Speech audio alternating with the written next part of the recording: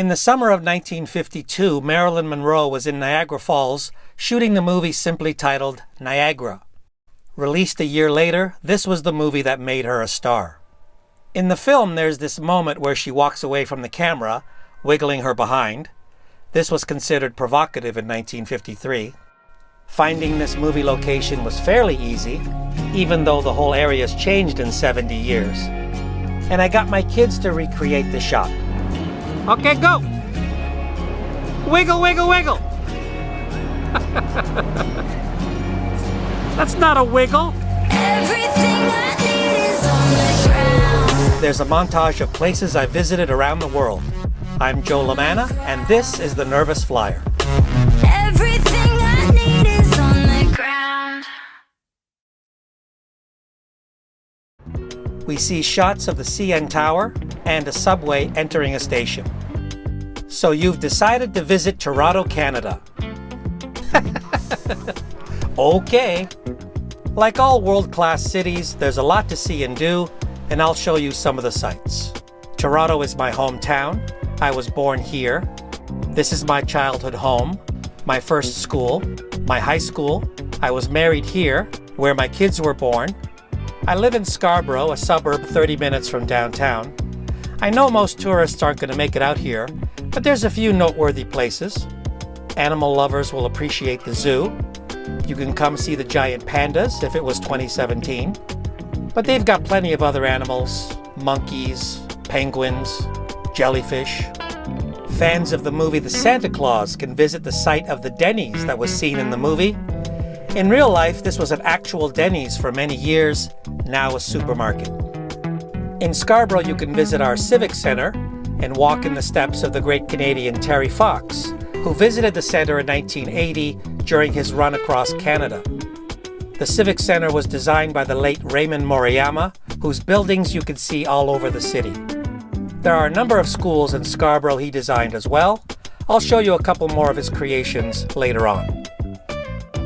In Scarborough, you can see the house where the hockey player Tim Horton used to live. He was the founder of the Tim Hortons coffee chain, of course. We joke about there being a Timmy's every 500 meters or so, but it's not that much of an exaggeration. Another uniquely Canadian restaurant you can visit is Swiss Chalet, if you're in the mood for rotisserie chicken. Swiss Chalet is known for their dipping sauce, a very divisive food item here in Canada. Personally, I like it, but your results may vary.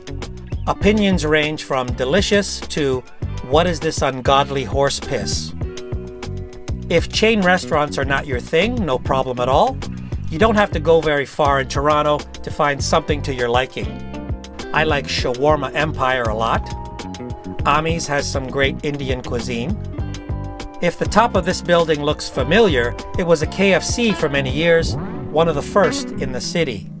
Colonel Sanders himself once visited this location. The Colonel actually lived in Canada the last 15 years of his life, here in this house in a West End suburb. We drive past a mural in Scarborough, then we see the street sign for Mike Myers Drive. There's a slow motion shot as we drive past Birchmount Stadium. At the foot of Birchmount Road is Birchmount Stadium. This stadium was referenced in the last line of the Barenaked Ladies song, 1 Week. Let's listen to a clip. Now, the Robbie is an annual soccer tournament that takes place here, but what they're actually referencing is the sign that used to be here. The sign actually said Birchmount Stadium, home of the Robbie. True story.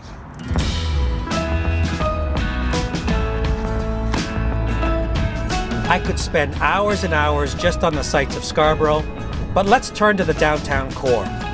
Bloor Street is the unofficial dividing line between Toronto and the suburbs.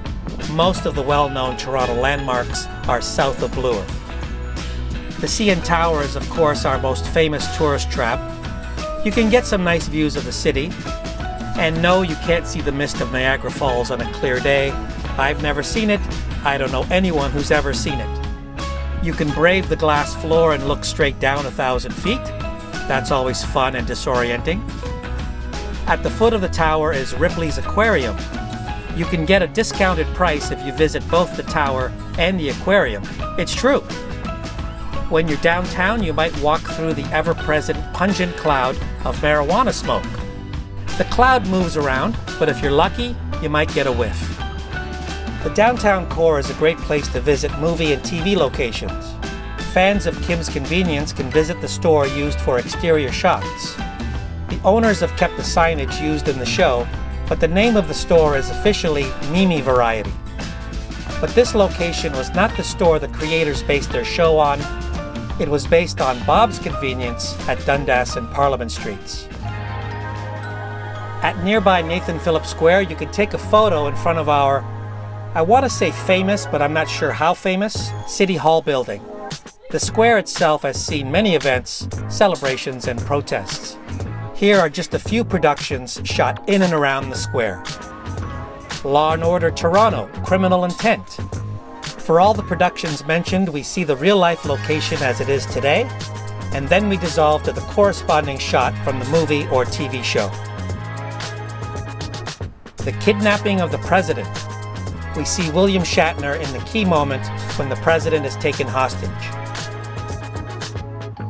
Do we let him put him in that truck? The Believers, a 1987 Martin Sheen movie.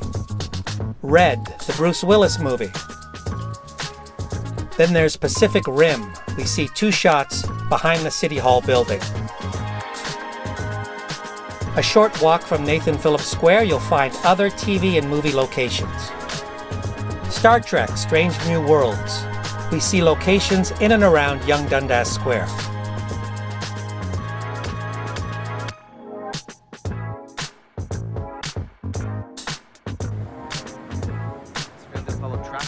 I told you my license is in my... Suicide Squad. We see various shots at the Bay subway station, and then the main cast of the movie walking on Yonge Street.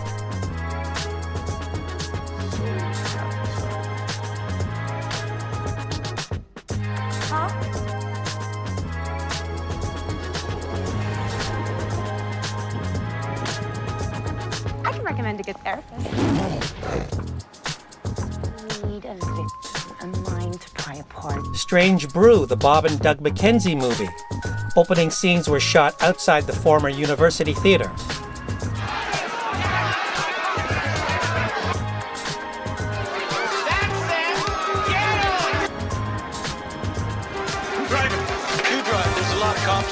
And then there's The Recruit with Colin Farrell as he runs out of a house in the Annex neighborhood.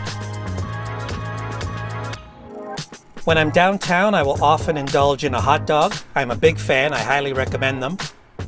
Did you know one of Toronto's nicknames is Hogtown?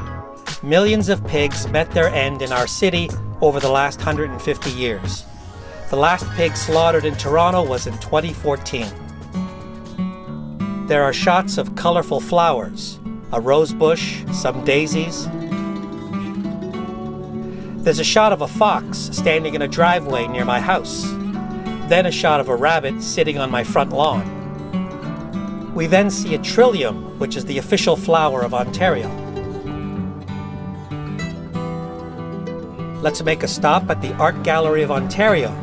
I always enjoy coming here with the family. In recent years, I saw paintings by Frida Kahlo and Georgia O'Keeffe. I visited with my son one time, and a painting by Haim Soutine called Piece of Beef caught his eye. 10 years later, we saw a similar painting by the same artist at the Musée de l'Orangerie in Paris. There's lots to take in at the AGO. Henry Moore sculptures, works by Emily Carr and the Group of Seven. But it's the modern art that always interests and confuses me because I don't know what any of it is supposed to mean. In past visits, there was the roller coaster bed, pile of sand, emergency exit. There was this exhibit as well, a wall of yearbook-style photos, and then a rotary phone in the middle of the room. What does it mean? Boo! I pick up the receiver and hold it to my ear. There's music playing. Oh, what song is this? It's Hey Paula. It's an oldies song, 1961, 62? That's it. It's Hey Paul, Hey Paula. I want to marry you, something like that. I shrug my shoulders since I don't know what this art piece means. Back in the old days, you would pick up the receiver and then you'd wait for a dial tone. And then you'd just dial 7 numbers because you didn't need to dial the area code. So, my old phone number when I was a child, 4 6 6 6 5 8 0. That was my childhood phone number that I still remember for some reason. And that's the Bata Shoe Museum, another building designed by Raymond Moriyama. And I know what you're thinking, shoe museum? Really? Well, I mean, if you're into history, if you're into shoes, it's the history of shoes. Inside you'll find ancient shoes from 5,000 years ago, moon boots, the first Air Jordans, shoes worn by spies, and so much more. Toronto's Union Station, which sees a staggering 200,000 passengers a day, is used very often as a movie and TV location. Productions include Max Payne. Mark Wahlberg walks through the Great Hall of the station. Wonderfalls. I wouldn't say a lot. You know where that is? Cosmopolis with Robert Pattinson. Chicago. Amelia with Hilary Swank and Richard Gere.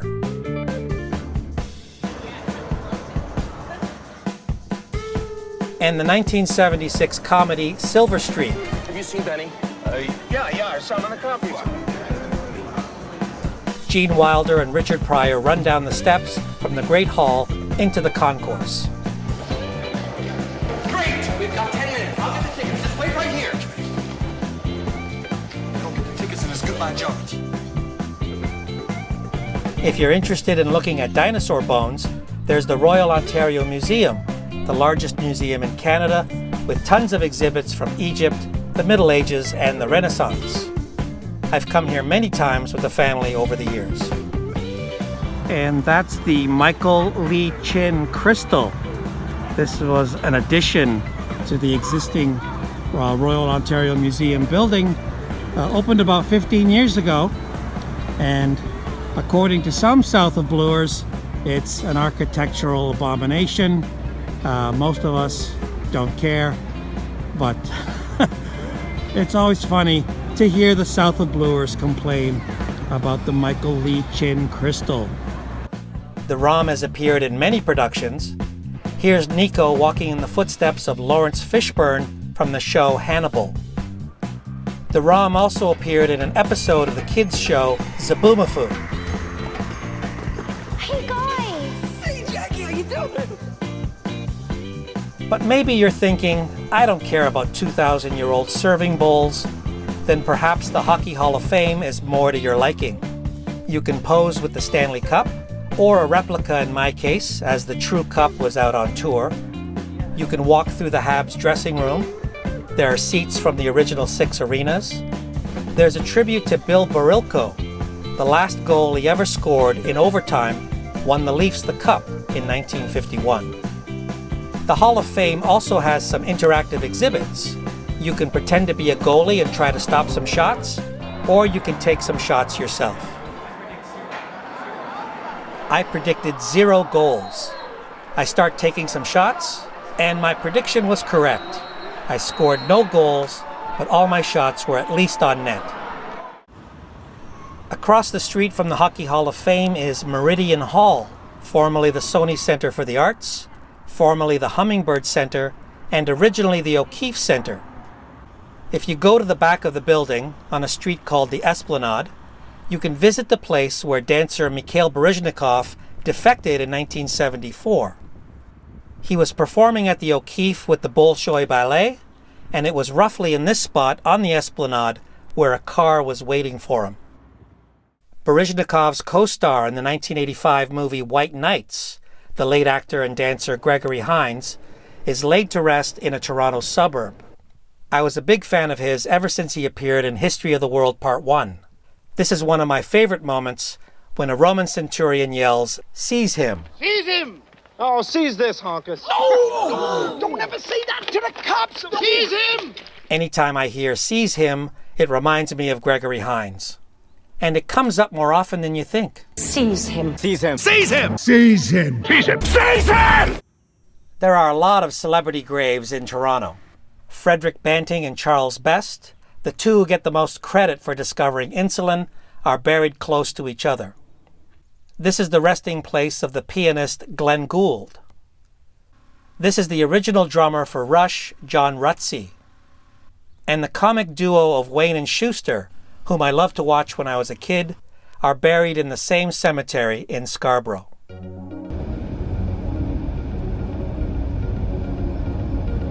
There's a shot of me downtown eating another hot dog. If you're in town and you want to make a charcuterie board, check out the St. Lawrence Market on Front Street. Lots of cured meats. A short walk from there, right beside the Subway sandwich, is the Museum of Illusions. It has interactive optical illusions and puzzles. There's a forced perspective room, which is fun. Some illusions can be dizzying, like the tilted room. Me and my family walk into the room and our balance is all off. I don't like it. It's dizzying. Go. I stumble around the room trying to keep my balance. Oh! I already feel nauseous. Yeah, right? I think it's the pattern. Oh, take it easy. There's a spinning circles illusion, which is a bit dizzying.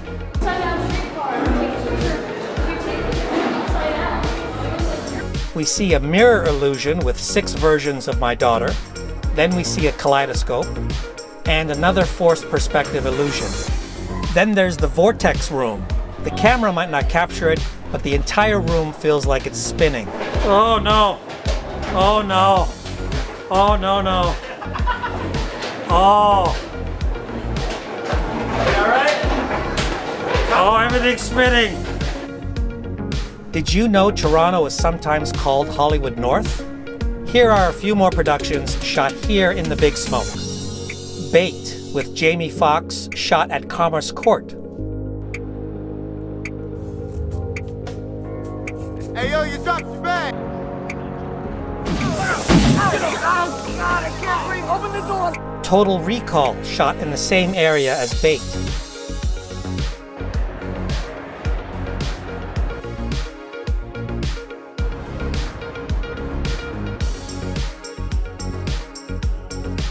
Shazam, the 2019 superhero movie shot in various locations around the city. Please be a good job, good job! Ooh, you big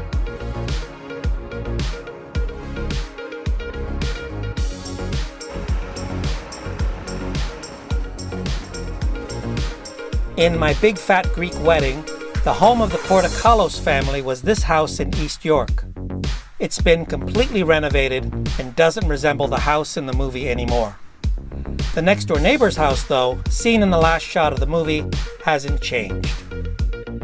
On the University of Toronto campus, there's this location from the show Fringe. Victoria College has this moment from PCU.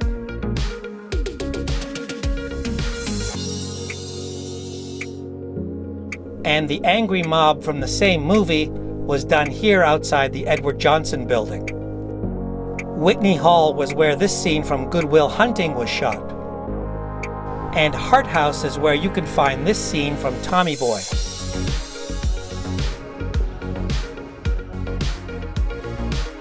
Hart House was also where I starred in the classic 1986 horror film, The Balls of Montezuma, where an evil rubber ball was chasing me for some unknown reason.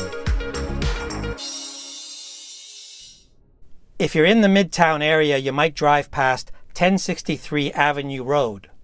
This is the fabled house that Martin Short and Eugene Levy rented in the 1970s. Many future SNL and SCTV stars used to hang around this house. When you're downtown, you might pass by my former employer for 15 years, the legendary radio stations Chum and Chum FM. Chum FM dropped the FM from their on-air branding a few years ago, And this was my reaction when I drove past the famous Chum sign. I'm sorry, but I'm never calling Chum FM Chum. All right, Chum is 1050 Chum. Chum FM is 104.5. We turn a corner onto the real Degrassi Street. Fans of the show Degrassi Junior High and all its various prequels and sequels can visit the real Degrassi Street in the Riverdale neighborhood. You can take a photo under a street sign, I guess, if you're a big enough fan. Fans of Drake and his Degrassi character Jimmy Brooks can go see the outside of Drake's house in the Bridle Path area. I'm sure he'd love to see you.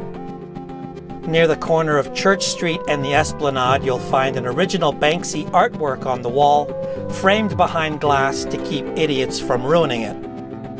Around the corner is the old Spaghetti Factory if you're looking for a family restaurant. I have a lot of great memories here. Nearby is 57 Adelaide Street East, the former Adelaide Courthouse, and now home to Terroni Trattoria. If you go around to the back of this building, you'll find Courthouse Square, site of the last public execution in Canada in 1905. I am now off to the Lower Bay Street subway platform. This is only open to the public once a year at an open house event.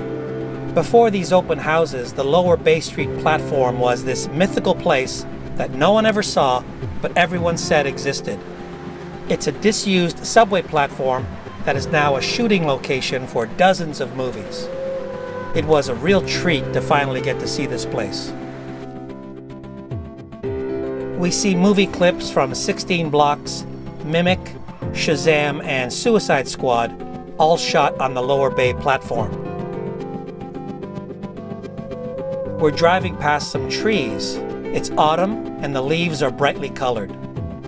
We see a fallen tree in a wooded area, and we dissolve to the same fallen tree a few months later during the winter. Then there's another shot in the same woods, and we dissolve from a winter shot to the spring. There's one more shot of me eating a hot dog. Okay, final group of movie and TV locations. Let's go to Roy Thompson Hall, which can be seen in the show The Boys as the lower floors of the fictional Vaught Tower. Outside Roy Thompson Hall, you will also find Canada's Walk of Fame, honoring Canadians in the arts, sports, and other fields. This tile honors the late actor Shirley Douglas. I met her once at work, just a wonderful, lovely lady. Here are some downtown locations from Police Academy 4, Citizens on Patrol, featuring the world-famous skateboarder Tony Hawk.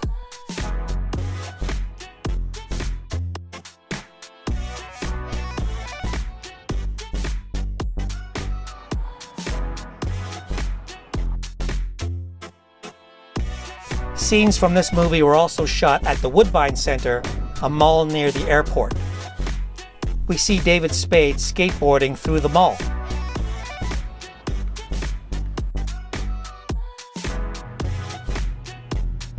Skateboard punk.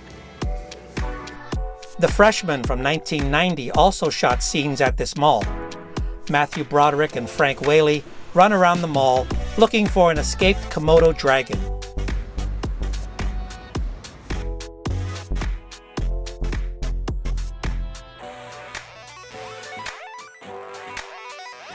Back downtown for more locations from the movie Red, shot at the Toronto Reference Library. Those numbers on Stephanie Chan's postcard are actually common. The Weeknd shot the video for his song Secrets here as well. This is another Raymond Moriyama building. This holds great memories for me as a place I often came to in high school to research assignments and projects. Back then, when we got bored, we would throw paper airplanes from the 5th floor of the atrium and see if we could get them to reach the bottom floor. I don't recommend that today. There are a lot more security people walking around than I remember. As an aside, another library I went to was the Robarts Library at the U of T. The public library was on strike in my senior high school year. The Robarts Library is only open to U of T students, but I had assignments due, so at least twice I snuck into this library. Others my age were sneaking into bars and clubs. I was sneaking into libraries. You can't stop me from learning. Who the do you think you are? Anyway, the 1980 horror film Prom Night was shot in and around Don Mills Collegiate in North York.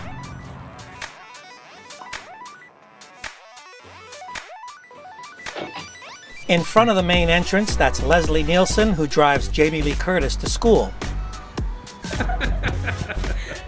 At the same front entrance, the killer comes staggering out of the school in the final scene and dies for some reason. My kids did a great job hamming it up to recreate this moment. Back downtown, and I am at Queen's Park, our provincial legislature. And on the front steps of the building, the album cover for Rush's Moving Pictures was shot. In the same area at Queen's Park, we find a location from a rare Canadian feature film from the 1960s called The Mask. This movie was featured in an episode of Mystery Science Theater 3000. Oh, they're driving through the downtown castle district. It's not a castle in that shot, but the former Avenue Road Church, now the Hare Krishna Temple. Okay, 2 more locations, and I saved the most obscure productions I could possibly find for last.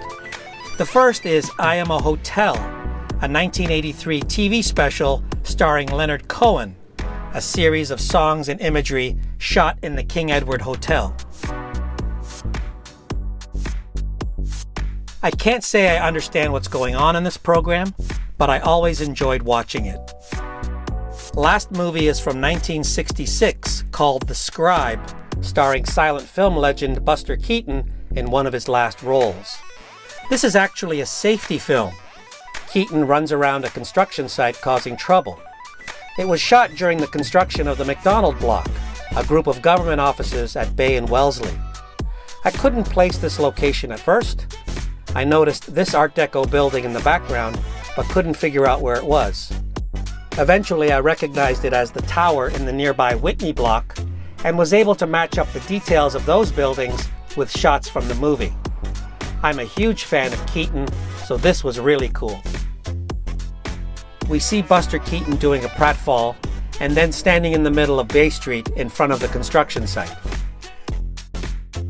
I used to live near the Danforth. It's always great to visit my old neighborhood to see what's changed, what stayed the same. Holy Name Church is where my parents were married and I was baptized.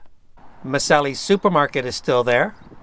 The barbershop I got my hair cut, long gone.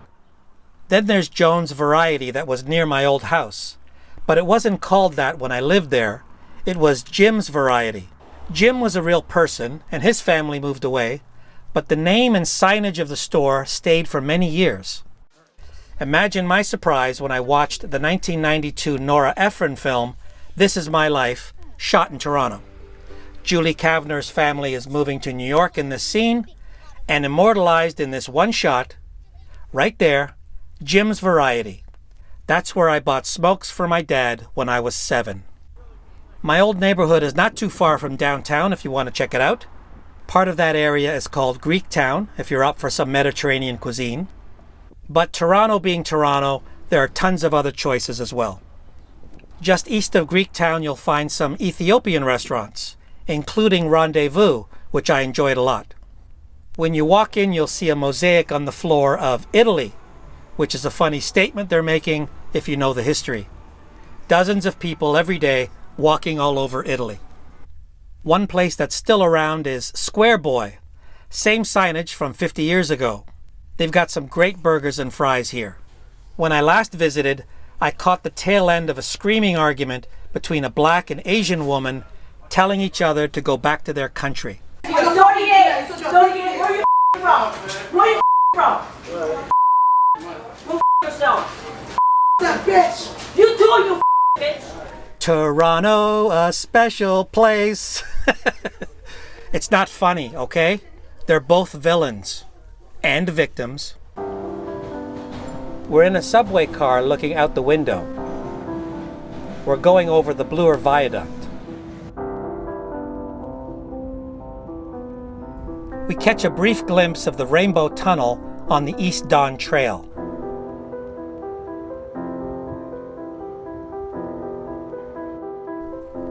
Then some wildlife. We see a raccoon, 2 Canada geese, and some dogs in a dog park. Let's start wrapping things up. This episode was just a sampling. There's a near endless number of things to see and do in the city. There's the film festival in September, the Canadian National Exhibition in August, Canada Day celebrations, the Toronto Caribbean Carnival, dozens of smaller festivals and events. I found this great quote about my hometown that sums it up perfectly. Toronto is both cosmopolitan and community-oriented, offering a blend of modern architecture, green spaces, and multicultural neighborhoods. Whether you're into arts, sports, or just enjoying city life, Toronto is a place that constantly evolves, keeping things fresh and full of opportunity. Thanks, ChatGPT.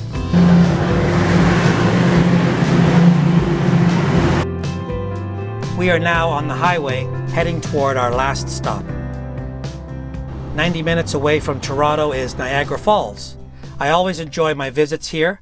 Been coming since I was a kid, and I have a lot of great memories. Yes, it's got the cheesy tourist area with its wax museums and stuff for the kids, but it's the beauty of the falls themselves which I always appreciate. There are a few attractions that let you get close to the falls themselves. There's Journey Behind the Falls, or the Niagara City Cruise on the river. The attraction I enjoy the most is the Cave of the Winds on the American side. You can stand on the hurricane deck and feel the force of the Bridal Veil Falls. Lots of fun. We see some old video from 2008 and 2012 when I was on the hurricane deck, feeling the full force of the water falling down. As far as movie locations go, Niagara is just one of dozens of films shot in the city. I showed you where Marilyn did her iconic wiggle off the top of the show, but there's another location just opposite the American Falls. The fictional rainbow cabins were built for the movie, but this stone gazebo seen in this shot was real and was one of two that stood by the riverfront. That one was torn down, but this one still exists nearby. When she was in town, Marilyn stayed at the Hotel General Brock, now the Crown Plaza, in room 801, which is still available to the public to stay in. The other movie location I was excited to visit is from Superman 2. Margot Kidder and Christopher Reeve have a scene beside the railing near the brink of the Horseshoe Falls. Hey, I'm hungry. You hungry? And lastly, this episode's climb to the top of something. We tackle the Niagara Escarpment. Nico is dedicating this to his aunts Patricia and Brenda.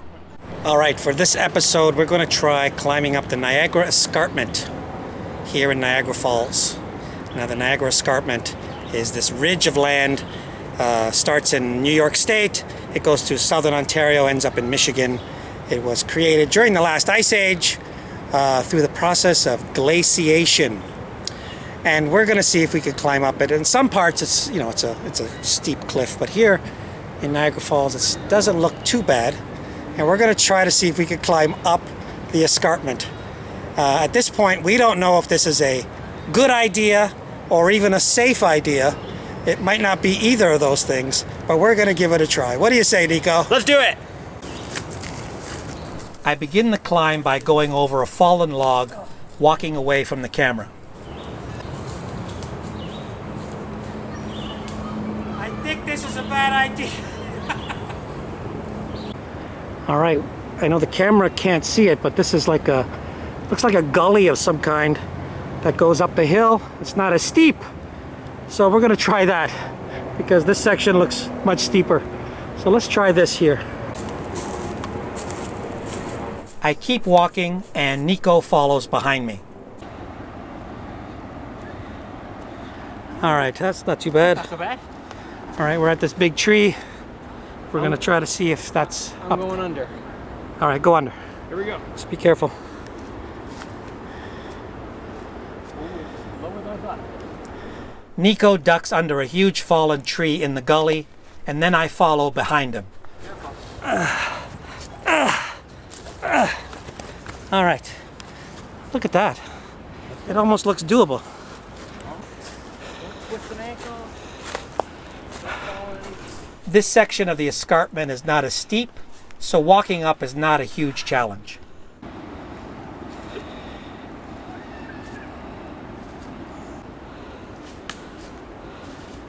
See how easy and fun this is? It's wilderness. What do you want to say to the people? Don't do this. Don't do this, yes. I think you see the top. It's not up here, it's just right here to the left. Okay, so that's where we're gonna head. Yeah, it's doable. Look at how far we've come. Good idea or bad idea? So. Yeah, okay. I think we lucked out. We found a spot. I think it's right up here.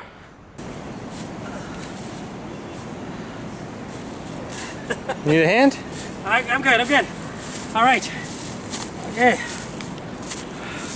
All right. Okay. All right. Now we just gotta push through this foliage. This foliage. 15 more meters, 20 meters to go. Oh, but it's steep. Yeah. Use your hands if you have to. Nico climbs up and runs into some cobwebs. Cobwebs here. Oh no! You can do it! I'm going. I have to keep my head low. You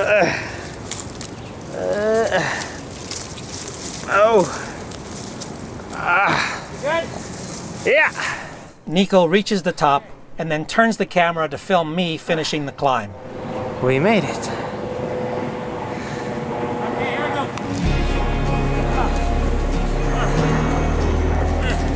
I walked the last few meters up the hill to the top. Ta-da! That wasn't too bright, but we had fun doing it. All right, best boy in the world. It's my son right there. Father and son doing dumb things together. We climbed a hill. We climbed a in hill. a place where you're not supposed to climb hills. Yay! Produced by Nicholas LaManna and Joe LaManna. Written and edited by me, Joe LaManna.